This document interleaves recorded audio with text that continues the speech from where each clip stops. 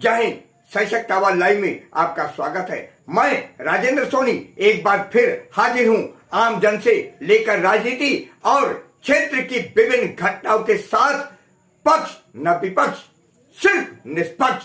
लंबे समय के बाद आज करावल नगर इलाके में जन कल्याण मंच पंजीकृत संस्था की बैठक संपन्न हुई। सुबह 11 बजे से संगठन के विस्तार और संगठन को मजबूत करने के उद्देश्य से समाज सेवी आरपी शर्मा की अध्यक्षता में उन्हीं के आवास पर करावलगढ़ क्षेत्र में आयोजित बैठक में पूर्व पार्षद ठाकुर अवधेश सिंह, केपी मिश्रा, सुखबीर सिंह सिसोदिया, अनिल पांडे, आनंद स्वरूप पांडे, विजय कुमार सिसोदिया, मुन्नालाल शर्मा, तरुण कुमार, सुरेंद्र साहू, सूर्य कुमार सिंह, राजेंद्र सिंह परमार, नीरज राय, नरेंद्र कुमार सिंह, लोकेश प्रताप सिंह गौर, सुभाष चंद्र शर्मा, ब्रह्मपाल भाटी, सतबीर सिंह, वीरपाल बंसल, दीपक कुमार, परशुराम, खेमचंद शर्मा सहित समाज सेवियों ने अपनी उपस्थिति दर्ज कराई। गौरतलब है कि जन कल्याण मंच राजनीतिक उठापटक से दूर रहकर आम जन के उत्थान और विकास के लिए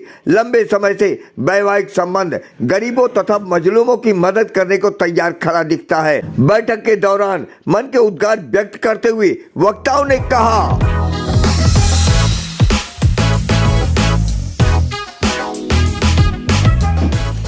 क्योंकि बीच में बहुत महाकाल सा ही था कोविड की वजह से, और फिर उसके बाद में हम लोग और सुस्त पड़ गए, तो काफ़ी दिनों बाद हम लोगों की ये बैठक संपन्न हो रही है। ये जन कल्याण मंच का रजिस्टर्ड काफ़ी 30 मई 1994 को रजिस्टर्ड हो गया था। इससे 3-4 साल पहले ही ये चल रहा था, 87 से। जैसा कि काफ़ी बंधु तो हमारे पुराने हैं ही। ये जन कल्याण मंच अपने क्षेत्र में काफ़ी अच्छा काम किया, संघ का भी आशीर्वाद रहा, दूसरे भी। लेकिन ये निश्चित समझिए कि ये नॉन पॉलिटिकल संस्था है, सामाजिक संस्था है। इसलिए अगर कोई इसको चाहे कि हमारे पॉलिटिकल के हिसाब से चलेगा, तो वो पहले ही मान ले कि नहीं चलेगा। और इसमें चाहे भाजपा हो, चाहे कांग्रेस हो, चाहे अभी नई पार्टी है, आम आदमी पार्टी हो, बसपा हो या निर्दलीय हो, कोई भी आ सकता है। लेकिन विचार हमारा जो जन कल्याण मंच के पदाधिकारी और आम सदस्य कर लेंगे, विचार उस पर होगा। क्योंकि आजकल चर्चा राजनीतिक की ज़्यादा होती है, लेकिन राजनीतिक नहीं, सामाजिक संस्था है और सामाजिक कार्य करता रहा है। आप सभी लोगों को मालूम है, जैसे बच्चों का प्रतिभा सम्मान समारोह, भागवत, स्पोर्ट्स, आंसू निबंध, यज्ञ, हम इस तरह के कार्यक्रम ज़्यादा करते हैं। क्योंकि ये संस्था होने के नाते ये भी नहीं कहा जा सकता कि पॉलिटिशियन नहीं आए, और आते भी रहेंगे, रोका किसी को जा नहीं सकता। आँख मूंद कर करेगा, भाजपा सोचे हमारा करेगा, बसपा सोचे, तो ऐसा नहीं है। ये पहले से था और आज भी वही है। और पहले हमारी ये है, कोई भी निर्णय भी होगा तो राजनीतिक विंग उसमें रहती है, उसका विचार करती है, और उस पर अगर विचार बनता तो उस पर काम करता। क्योंकि वो सभा वो परिवार नहीं कहलाता जहाँ बुजुर्ग ना हो। प्रधान तेन बदंती धर्मम, कौन बताएगा? तो बुजुर्ग बताएंगे। तो हम हमारे परिवार के जो बच्चे हैं उनको भी यही ज्ञान दे कि सदैव बुजुर्गों का सानिध्य करिए, उनके पास रहेंगे तो हमें सामाजिक आध्यात्मिक जगत का सारा ज्ञान हमें प्राप्त हो जाएगा। कॉलोनी के निवासी अपना नक्शा उक्शा सबमिट करें, हम उनको देंगे। कहीं विजय जी बैठे हुए, हमने कहा भाई देखो संस्था तो आपकी चल रही है, हमारी भी संस्था चली रही है, इसको बड़ा अच्छा अवसर मिला है, इसको रजिस्टर्ड कराया जाए। बिना रजिस्ट्रेशन के कार्यकर्ता बहुत हैं, व्यक्ति बहुत हैं, कॉलोनी वासी भी जुड़े हैं, परिचय भी है, तो इसको रजिस्टर्ड कराइए ताकि हम लोग भी नक्शा वक्शा भेज दें। अब ईमानदारी से सच्चाई बता रहा हूँ, उस समय व्यक्ति थे परंतु पैसा नहीं था। और कोई भी आदमी ऐसा नहीं था जो 100, 200, 500 रुपये खर्च कर। पैसों की, जगह की, स्थान की चिंता मत करिए, कुछ काम विधाता के ऊपर भी छोड़ देते। और अच्छा, तब से लाखों का कार्यक्रम कर लिया गया और आज तक एक भी पैसा न तो रसीद कटी न लिया गया, उतना ही लिया गया जितना खर्चा। सभी आगंतुक सदस्य, कनिष्ठ और वरिष्ठ, 3 चीज होती है किसी भी संस्था को चलाने के लिए। हमारे ठाकुर साहब खाता खुले, तो ये हम बहुत जल्दी करने जा रहे हैं। मेरी बात कार्यालय के लिए महालक्ष्मी एनक्लेव में आपका एक 435 गज का प्लॉट है, 3 साइड में। पहले स्कूल होता था अपने चौक पे ही। मैं उससे आपसे निवेदन करता हूँ कि जब तक आपका कार्यालय ना खुले, वहाँ पे कार्यालय अगर आपकी अनुमति हो तो वहाँ पे शुरू किया जा सकता है। और जो है बिजली पानी का कोई आपको नहीं मिलेगा, फर्नीचर मिलेगा आपको सारा, और आराम से किया जा सकता है। और उसी के साथ साथ खाता खुलवा के जो भी एक बार बाई चेक, कैश नहीं, जो कि मैंने खुलवा चुकी। आज तक मैंने कभी 14 साल हो गए, 15 साल चले दिल्ली का अध्यक्ष, कभी मैंने कैश नहीं लिया कभी भी। जैसे ही खाता खुलेगा, खाता मिश्रा जी हैं और जो लोग आप चुनेंगे बीच में, वो लोग 4-6 लोग इकट्ठे होके एक जो है कमेटी बना लेंगे इस तरह की, जिसको वर्किंग कमेटी बोलते हैं। और कार्यालय की व्यवस्था अगर आप कुछ चीज़ समझेंगे तो आपकी कार्यालय की व्यवस्था वहाँ हो जाएगी, बोर्ड लगवा देंगे और जब फर्नीचर आपको मिल जाएगा, बिजली पानी सब है। कार्यक्रम किए। हमारे महालक्ष्मी किले में समाज कल्याण मंत्रालय के सबसे चीफ अधिकारी रहते थे, मास्टर जी बैठे हैं, सिसोदिया जी बैठे हैं, मिश्रा जी हैं। हम सब लोग उन्हें हर बार कार्यक्रम का कार्ड देके आ जाते हैं, देते थे। अब वो इस दुनिया में नहीं है। उन्होंने हमसे कई बार कहा कि जो लोग सरकार से पैसा लेते हैं वो कुछ भी कार्यक्रम नहीं करते। आप कार्यक्रम करते हो, लेते कुछ नहीं हो। आप प्रोजेक्ट बना के दीजिए, 1 करोड़ 50 लाख 80 लाख जितने का देना है, मैं पास कराऊंगा, आप पैसे लीजिए और काम कीजिए। आप इतना काम समाज का कर रहे हैं। लेकिन हमारे बीच में एक संत जी रहते हैं, आप सौभाग्य कहूँ या दुर्भाग्य कहूँ, तो मिश्रा जी बैठे हैं।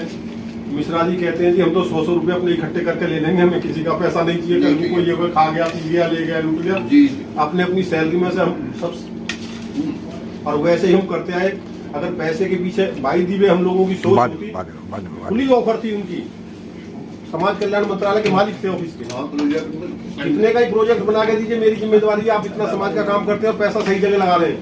लेकिन हम लोगों ने नहीं दिया। ये तो सूरज को दिया, सब हमारे श्रेष्ठ जन बैठे हैं और सूरज को दिया दिखाने की बात होगी। और ये सौभाग्य हम सब लोग आज किसी अच्छे कार्य के लिए बैठे हैं और पीछे से बहुत सारे कार्य आप लोगों ने अच्छे किए। हम लोगों में भी 51 जोड़ों की शादी करवाई, समाज के लोगों और अलग समाज के लोगों को। तो हमारी संस्था जो रजिस्टर्ड है 94 से भी है, बम्बई जानते भी हैं, साउथ समाज सेवा समिति, उसके माध्यम से हम लोग काम किए जो नहीं कर पाए। और आप सबके बीच में आने का सौभाग्य प्राप्त हुआ। आपको सर्वक्षणों में सबको प्रणाम करते हुए और इस जन कल्याण समिति कार्य दिया जाएगा। प्रयास करूंगा कि उसको हम अपनी ताकत से उसको निर्वाह करने का। लेकिन सिस्टम ऐसा रहे कि एक छोटा से छोटा भी व्यक्ति आपके साथ जुड़ा है और एक उसको विशेष में रखें। आप जो 1100 आप रख रहे हैं, एक्चुअली होता है कि मान लो मैं 10 जगह से जुड़ा हूँ, हो सकता है हमारे जैसे और भी साथी हो जो 10 जगह 12 जगह 15 जगह से जुड़े हों, तो उसमें मिनिमम अमाउंट रहे कि हर कोई आसानी से आपके साथ खड़ा हो सके। पार्टी पॉलिटिक्स नहीं होनी चाहिए। हम यहाँ जुड़े तो भाईचारा के साथ जुड़े, ऐसा ना हो कि किसी की संख्या ज्यादा हो जी हमारी बात रखी जाए, किसी की संख्या कम है तो किसी और की बात रखी जाए। एक बहुत बड़ी संस्था हम रजिस्टर्ड है, हम उसको चला रहे हैं और यहाँ से उसके महासचिव जी मुन्नालाल जी बैठे हैं और पूरा एनसीआर और हमने किस तरीके चलाया उसको वो भी विधि बताता हूँ, बहुत अच्छी लगेगी आपको।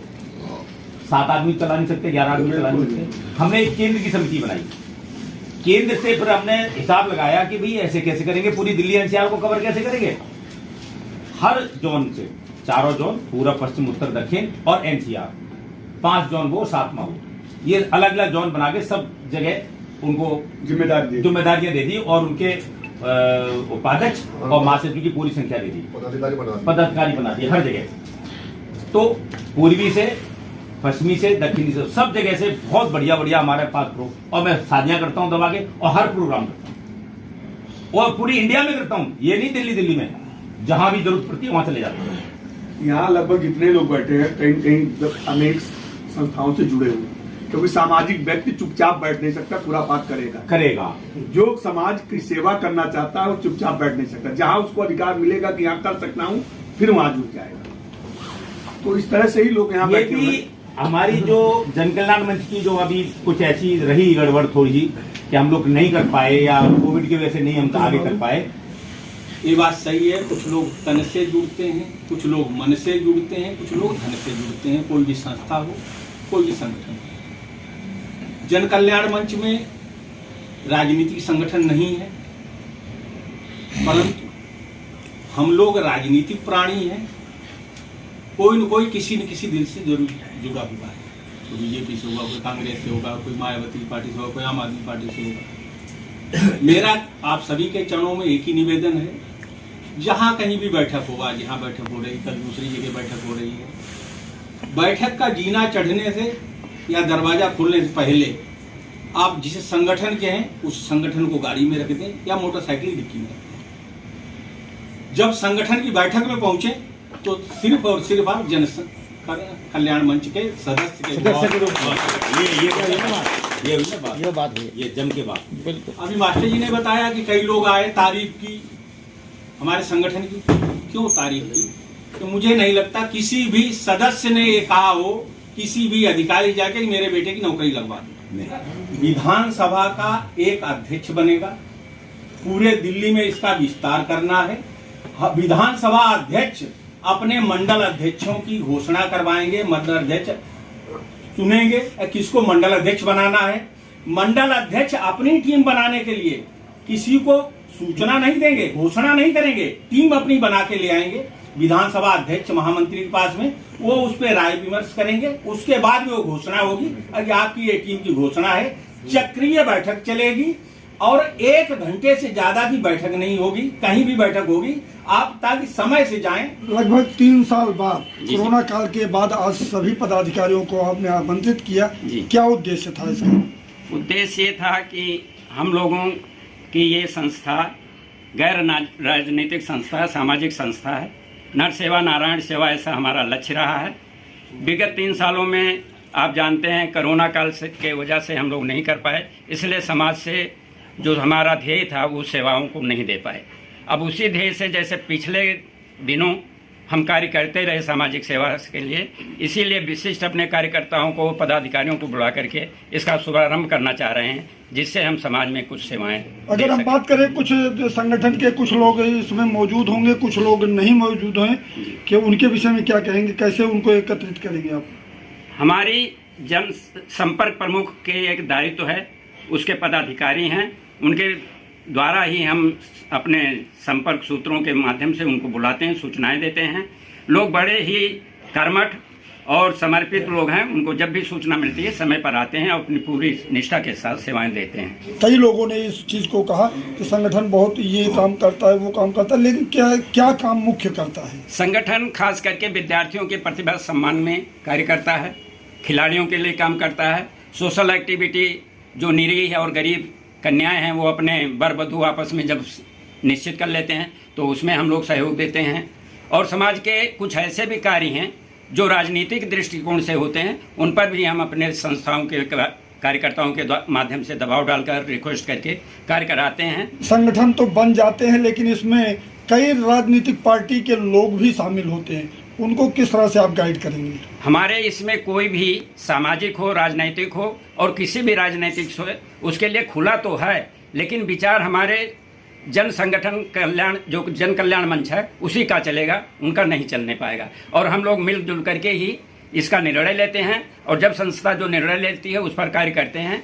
हम विशेष करके व्यक्ति और उसके चरित्र पर ध्यान देते हुए चुनते हैं, किसी के दबाव में कार्य नहीं करते हैं वो कोई भी। क्षेत्र के लोगों को और खास तौर से उन लोगों को जो अभी तक आपसे जुड़ नहीं पाए हैं, उनको क्या संदेश देना चाहेंगे समाज के हित में? मैं ये चाहता हूँ कि वो संस्था के साथ जुड़ करके उसके कार्यकलाप को देखते हुए उसके बिना स्वार्थ के काम करते हुए कुछ शिक्षा लें और वो समाज से जुड़ें, क्योंकि जो भी कोई आता है वो आते ही बहुत कुछ समाज से ले लेता है, तो जाने से पहले वो समाज को कुछ जरूर दे जाए। आज संगठन को लेकर के ये एक बैठक की गई है। मैं देख रहा हूँ कि यहाँ इसमें सारे पुराने लोग एकत्रित हुए हैं, इनके लिए क्या कहेंगे? ये थोड़ा सा बीच में गैप हो गया था, उसके वजह से हुआ है, आगे से ऐसा नहीं होगा। जैसे जो लोग अभी तक बहुत सारे लोग जुड़े हुए हैं, अभी मैं देख रहा था सदस्यता शुल्क को लेकर के चल रहा था, आपकी क्या राय हुई इसमें? जो सबकी राय है वही हमारी राय है, क्योंकि हमें सबको देखना है, नीचे से लेकर ऊपर तक, नीचे के तबके से लेकर ऊपर तक के लोग हैं। जैसे भाई साहब बता रहे थे अभी पीछे, कुछ लोग तो काम के लिए जुड़ते हैं, कुछ धन के लिए जुड़ते हैं, कुछ जो है। तो मुझसे यही पूछा गया था कि राजनीतिक पार्टी बहुत है, फिर इसकी ज़रूरत क्या है सोशल पार्टीज की? तो मैंने उनको बड़ा साफ साफ जवाब दिया था कि all the political parties always works for the next elections and all the social welfare associations always work for the next generation. हमारा सिद्धांत है कि हम नेक्स्ट जनरेशन के लिए काम करेंगे, इलेक्शन के लिए काम नहीं करेंगे। मैं जो देख रहा हूँ ये सब पुराने चेहरे मौजूद हैं यहाँ। देखिए, जितने भी हमारे जन कल्याण मंच से पदाधिकारी जुड़े हुए थे, मैं उनका बहुत बहुत धन्यवाद करता हूं। आज भी वही साहस है जो आज से 3 साल पहले टूट गया था। कोविड के चक्कर में हम लोग नहीं आगे बढ़ पाए, क्योंकि बुजुर्ग तो सब है ही हैं, कोई नौजवान है, कोई। अब इसमें हम नए नए और यंग लड़के जोड़ना चाह रहे हैं, जिससे कि हम लोगों की कुछ ड्यूटियां कम हो जाएं और इनको टिटकारी देके इनको सिखा दें आगे कि जन कल्याण मंच हमारा सदैव सदैव के लिए चलता रहे और पूरे जन के लिए काम करें। बिल्कुल सही कहा है आपने, लेकिन किस तरह से जोड़ेगी, जोड़ने की प्रक्रिया क्या होगी? इसकी हमारे जन कल्याण मंच की एक छवि बनी हुई है शुरू से, मतलब अपने स्वार्थ के लिए नहीं है, इसलिए हर आदमी इसमें जुड़ जाता है कि ये तो पुरुषार्थी है, ये तो सेवा करते हैं, तो हम भी इसमें सेवा का कुछ भाव देते हैं, इसलिए लगभग आदमी जुड़ जाते हैं इसमें। सर, अगर हम बात करें संगठन को लेकर, संगठन में जब ये बढ़ने लगती है तो लोग खींचने लगते हैं। ऐसा अभी तक हमने इतने साल से चलाया इसको, आज तक ऐसा कोई प्रावधान नहीं रखा कि पैसे का इकट्ठा नहीं किया कि जो जब कोई प्रोग्राम हो आपस में गलियों जेबों में से पैसे निकाले, प्रोग्राम करके फेंक दिया। कोई ऐसा नहीं किया कि कहीं हमने बैंक खाता कराया उसमें पैसे डाले हैं, उसमें कोई डिस्प्यूट हो। सबको सम्मान, अगर कोई आदमी त्रुटि करता है उसको बच्चा कह के या बड़ा भाई समझ के या बाप समझ के उसको प्यार से चाचा कह के समझा के वो तुरंत ही बात मान जाता है। हम लोग कोई बड़ी बात नहीं करते, उसको झुक के हम लोग ले लेते हैं। शर्मा जी, आपकी ये जन कल्याण मंच जो संस्था है वो समाज के हित में कार्य तो करती है, परंतु कार्य कौन कौन से करते हैं, क्या इस बार का? इसके कार्य अनेक कार्य हैं जी। जैसे कोई पुलिस अधिकारी हैं और वो रिश्वत नहीं लेते हैं, अच्छा काम करते हैं, तो उनको भी हम सम्मानित करते हैं जी। अगर किसी टीचर का 100% अगर उसका रिजल्ट आता है, उसके क्लास के सभी 100 बच्चे पास होते हैं, उसको भी सम्मानित करते हैं और बच्चों को भी सम्मानित करते हैं, जिससे कि उनको आगे प्रेरणा मिले और प्रतिभा के हिसाब से उनको आगे भी उम्मीद होती है कि वो आगे भी आगे चलेंगे। आज कल्याण की जो बैठक हुई है इसमें खास करके लोगों को जोड़ा गया है, क्या उद्देश्य था इसका? जो अब से 2 साल पहले हमारे देश के प्रधानमंत्री नरेंद्र मोदी जी ने एक प्रोटोकॉल दिया था कि कोरोना में हम दूरियां बना के रखें जिससे इन्फेक्शन ना हो। इस वजह से हमने अपनी एक्टिविटीज़ स्थगित कर दी थी।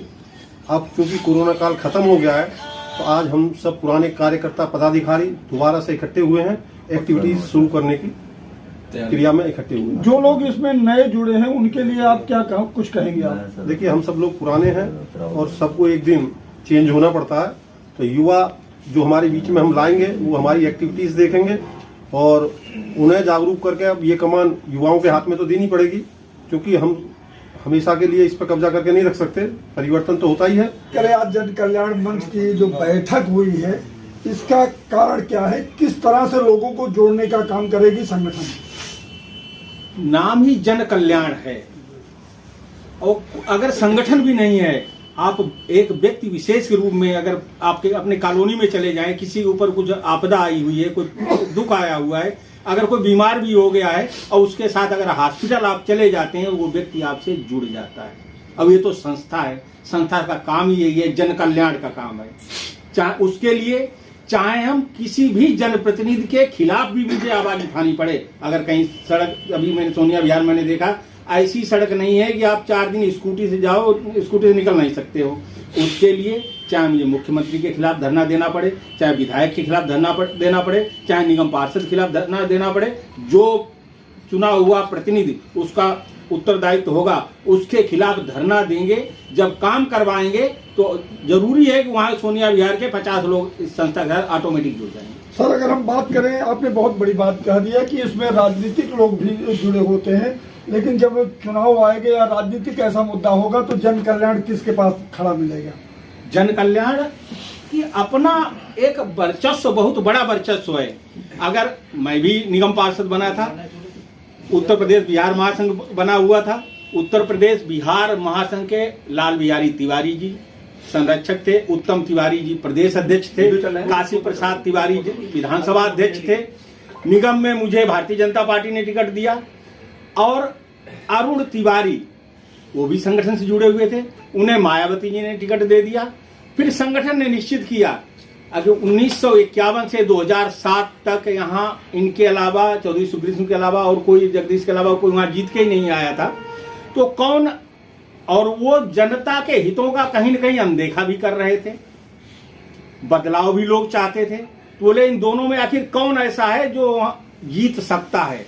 फिर निर्णय हुआ, और अगर लाल बिहारी तिवारी, काशी प्रसाद तिवारी, उत्तम तिवारी, ये तिवारी होने के नाते ही अगर अरुण तिवारी साथ खड़े हो जाते उन्हें चुनाव जीत नहीं सकता था। ये सिर्फ संगठन में ही शक्ति इतनी है, अब जिसको चाहे उसको जिता सकते हैं और जिसको चाहे उसको हरा सकते हैं, अगर वो जन कल्याण का काम नहीं करेगा तो। जन कल्याण मंच का लगभग 2-3 साल बाद आज मीटिंग हो रही है, बैठक हुई है। असल में मुस्कुराहट का यही कारण है कि पुनः जो है जन कल्याण के लिए समाज के वरिष्ठ लोग, मूर्धन्य लोग अब निकलना शुरू कर रहे हैं। शुरुआत आज से हो रही है, जो कि 2-3 सालों से ठप सा पड़ा हुआ था। आपको लगता है कि 3 साल बाद जन कल्याण के माध्यम से मुस्कुराहट शुरू हो गई है? बिल्कुल बिल्कुल। जब इतने मूर्धन्य लोग, आप देख रहे हैं, तमाम लोग सीनियर हैं हमारे, जो वरिष्ठ हैं, यहाँ 1987 से जन कल्याण मंच के माध्यम से समाज की सेवा कर रहे हैं। जैसा कि जन कल्याण मंच नाम ही है, तो जन कल्याण ही करना है। इस मुहिम को पुनः कंटिन्यू करने के लिए आज बैठक हो गई है, और मुख्यतः मुस्कुराहट का यही कारण है, इसीलिए मैं हंस रहा हूँ कि अब जनता का भला होगा। ओके साहब, अगर हम बात करें जन कल्याण समिति के माध्यम से लोगों को किस तरह से पहुंचेंगे, किस तरह से जोड़ेंगे? अभी जैसा कि मिश्रा जी ने बताया कि हमारे यहाँ जो है संपर्क प्रमुख भी होते हैं, कई दायित्व अलग अलग दिया जाता है, इन्फॉर्मेशन के लिए, सूचना के लिए, संपर्क के लिए, तो अलग अलग दायित्व हैं। उस तरह से हम, जो पुराने लोग हैं वो तो लगभग आए हैं, कुछ अभी नहीं आए हैं, उनसे संपर्क किया जाएगा, नए लोगों को जोड़ने का प्रयास किया जाएगा। जैसा कि सब 60+, 70+ लोग हमारे वरिष्ठ बैठे हुए हैं, तो अब संस्था ने सोचा है कि जो है युवा साथियों को ट्रेंड करके उनको जो है अनुशासित रूप से आगे ले जाने का काम किया जाएगा। संगठन की बात करें, आप सबसे पुराने सदस्य हैं, क्या कुछ पहले था, क्या कुछ अब की नया होने वाला है? देखिए, समय परिवर्तनशील है। पहले परिस्थितियां कुछ और थीं, आज की परिस्थितियां कुछ और हैं। संस्था निरंतर चलती रही है, निरंतर अच्छे कार्य करने की वजह से पूरी करावल नगर विधानसभा और मुर्शिदाबाद विधानसभा के लोग इसको जानते हैं। मैं बहुत कुछ ज़्यादा नहीं बोलूँगा, सिर्फ 2 बातें कहूँगा, आप उन्हीं से अपना निष्कर्ष निकाल लेना। वह पथ क्या, पथिक कुशलता क्या, जिस पथ पर बिखरे सूल न हो, नाविक की धैर्य परीक्षा क्या, जब धाराएं प्रतिकूल न हो। तो प्रतिकूल धाराओं के अंदर सफलता किस तरह से प्राप्त की जा सकती है, किस तरह लक्ष्य प्राप्त किया जा सकता है, इसी को सच साबित किया है जन कल्याण मंच ने। जो चाहा वो किया। निश्चित रूप से वह संस्था कभी भी सफल नहीं हो सकती जिसमें युवा पीढ़ी न जुड़े। हमारा आज की बैठक का ये मूल संकल्प है, इसको मान कर जाइए कि प्रत्येक सदस्य यहाँ से जब जाएगा तो अपने साथ एक युवाओं की पूरी संगठित टीम खड़ी करेगा। और देखिए, अंतिम बात मैं कहता हूँ, जिंदगी का सफर शेष कितना अभी, यह न समझो कि साथ ही चलेंगे सभी। नित बढ़ो पंथ पर, लक्ष्य रख सामने, मिल सकेगी सफलता कभी ना कभी। अपने आसपास की खबरों के लिए देखना ना भूले सशक्त आवाज लाइव न्यूज चैनल। सब्सक्राइब कीजिए एक लाइक के साथ।